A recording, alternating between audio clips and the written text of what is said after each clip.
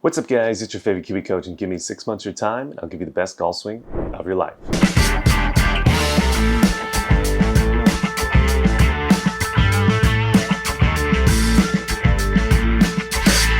So welcome back to your channel. In this particular video, we are going to be reacting to another YouTube golf instructor, and this particular video is going to be about the simple golf swing. So what I'm going to be trying to do in this particular video is take a little bit different approach than we typically do. Yes, I'm going to be reacting to this video, but I'm going to try to keep in mind, you the viewer watching this video and what points that you would probably take away from this video. And are those points actually actionable? And how should you be watching YouTube videos to get the best out of the video so you can actually get better at your golf game? So if that sounds interesting to you, this is the perfect video for you, and let's go ahead and jump in. But before we get into the video, I want to give a quick shout out to our sponsor, and that is Kiwi Golf Japan. If you did not know, YouTube does not pay the bills. So if you want to help support this channel after the video is over, there'll be a link down to our membership site. If you guys sign up, you'll get access to 330 videos on the site currently, and we upload right around 20 videos every single month. So if you're interested in that, after the video is over, check out that link, and now let's get into the video. Okay, let's give a little bit of context before we start this video. So this is going to be a video from SugatoGolf. So he became popular, I believe, right around 3 years ago. I haven't researched him too much, so I apologize if he was popular before that. But when I first started to kind of see him was right around 3 years ago, and I've just looked at him recently again, and he's grown quite a lot on YouTube, and he's becoming quite popular. From what I can gather from watching his videos, most of the videos are talking about simple golf swing. That's the title of quite a lot of the videos, and I think the overall maybe appeal to him is that simple golf swing. So he's going to be teaching you maybe a simple few things that are not going to be too complicated to implement, and you're going to get a whole lot better, and you're not going to have to go through all the technical and all the hard work to be able to get to the end result. Right? That's kind of what he preaches. So now the point of the video that I'm trying to take is I'm not necessarily going to be trying to bash on him personally. I just think that he's a great example of what I'm seeing kind of with this trend of simple golf lately. I do want to kind of go over, kind of the issues with the simple golf teaching approach. How there's not necessarily many measurable or takeaway checkpoints that you can actually implement into your golf swing. I'm going to be kind of bringing that up as he kind of speaks so you can kind of see it real time. And the purpose of this video, like I said in the intro, is to show you guys, how should you be watching YouTube videos to get the best value out of the video yourself? Because I think there's some great value in this video.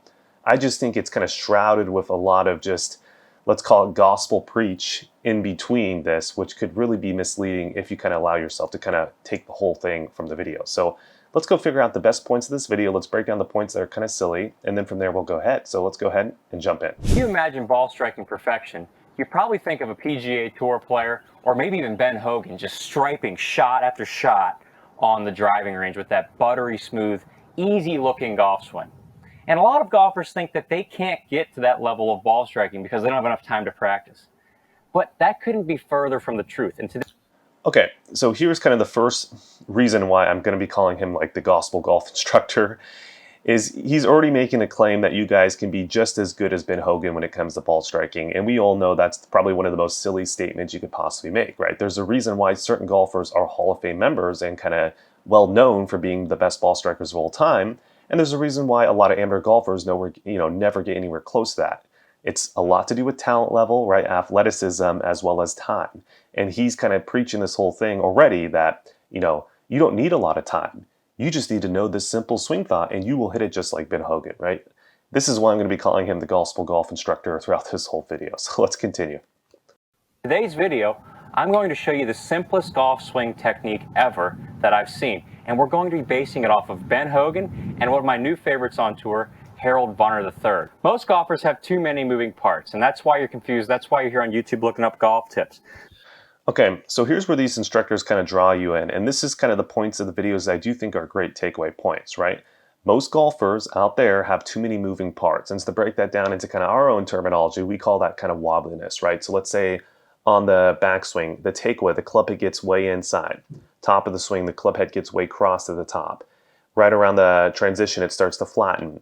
Then right around P5 to P6, it flattens even more.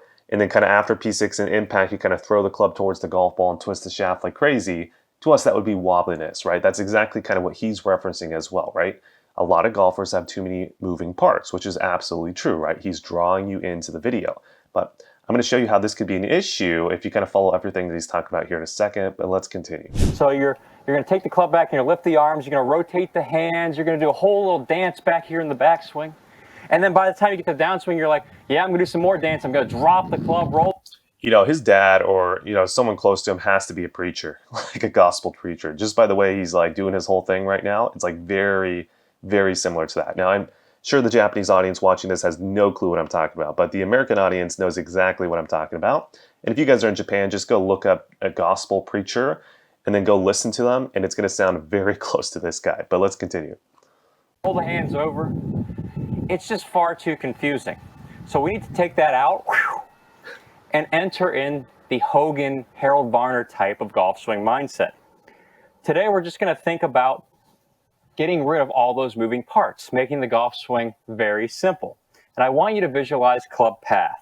When we look at Hogan or Harold Varner, you know, I bet if we went into his analytics, and I don't think you can maybe possibly do this, but the interest of his subscribers, I can almost guarantee you, are going to be Christian. I can almost guarantee you. This is why I think he's so popular. I feel like he's found his niche amongst Christian golfers, preaching the gospel of golf and going forward. Anyways, that doesn't matter in this video. Let's continue. And I think their swings are the simplest swings in golf history.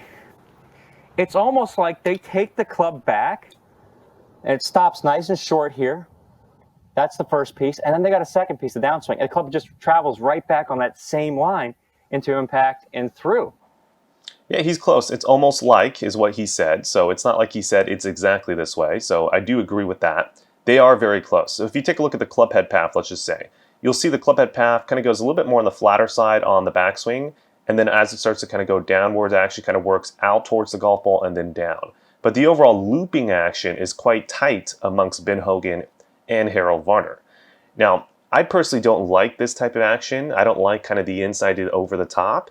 But, you know, it's obviously been quite successful of a move. I'm more so in the pattern that I like to see a little bit more on top of the plane and then below and then out towards the golf ball is more so what I like to see.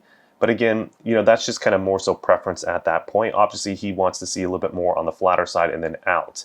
And this is something that you're going to see, you know, if you do know golf instruction, the more and more he talks, he's very much preaching a stack and tilt golf swing. So he either had some type of golf machinist history and then switched to stack and tilt, or I don't know how old he is. Maybe he just started out with stack and tilt and then kind of modified it into kind of his own version is kind of what I'm seeing here. And the way that he's modified it based off what I've watched from this video is more so he's just modified it to the golf gospel. It's kind of what he's done, but let's continue.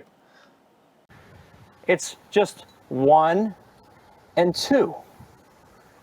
They hit the ball beautifully, they mash it, they move on with their life, and they play some more golf because it's fun. So we need to think about club path. You're probably used to doing too much in the golf swing. See, this I can 100% agree with, right? This is him drawing you in. I agree with that, though. That's 100% perfect. So take a handy-dandy alignment stick or golf club and do this for me. I want you to lay the club down on the ground for a target line. And then the second thing I want you to do is get another club or alignment stick. And we're going to lay this down just slightly inside of it. Okay, so I guess at this point you could call this maybe the checkpoints of the video for the first section, right? So the first part is talking about club path essentially, or kind of hand path, as well as club shaft and club head path. You can kind of think about that as all is the same in this case, even though he didn't really quite distinguish that. But what he's trying to get you to do is, you know, put a target line or alignment stick, parallel right of the target line, and then put another alignment stick that's going to be intersecting the alignment stick that is parallel right, and it looks like it's going to be kind of more so from an in to out type of model, maybe right around 15 degrees is kind of what he's applying right there, which is, you know, quite drastically in to out, but, you know, whatever. This is his video. Let's go with it. All right. Target line, that goes through your target. This line is the line you're going to trace the club on. So just think about the golf swing like this. You've set up to the ball beautifully. You're going to swing the club on this line right here, the inward line. Just keep swinging the club back on that line all the way to the top. Okay, so this is where if you kind of take what he's talking about literally, he's absolutely wrong. However, I'm getting the purpose and kind of the target audience of this video. So me personally, I understand what he's trying to get across here, but let me kind of break that down for you guys that might be confused. All right, that's it for you guys on YouTube, but before you guys click off the video, let me give you some quick wrap-up points. So that was SugatoGolf, and he's well known, as you guys probably saw from this video, for the simplified golf swing. I think guys like Sugato are becoming a lot more popular these days because the last few years it's been so heavy with the golf science that there's just been so much information about the golf swing put out there, so technical analysis, that a lot of the average viewers are quite jaded with that technical content because there's no real actual plan with that as well. So they're trying to find something simple. They think that the simplified approach will be best. Just give me one thing to think about that's something simple, and I'm going to go ahead and do that. And I think for a certain audience that they will definitely stick with that, and that's probably what the content they should be watching. But I think for the vast majority of people, typically somewhere in the middle of those two extremes would probably be where you want to be. Because the issue with the simplified approach is there's no real actual measurable checkpoint, so you don't know if you're doing it good or bad. You just have to rely on your feeling and what they tell you. With the golf science, there's so much information that even if there is a good approach on how to actually implement it, there's too much stuff to implement, right? So those are the extremes. We feel like here at Kiwi Golf Japan, we're somewhere in the middle. So if you guys want to have that kind of middle ground for you golf nerds out there, it is the perfect membership site to go ahead and sign up for. So make sure to click on that link. You'll get access to 330 videos on the site currently, and we upload right around 20 videos every single month. So go ahead and check that out. Like, comment, subscribe, share, all that good stuff, and I'll see you guys in the next video.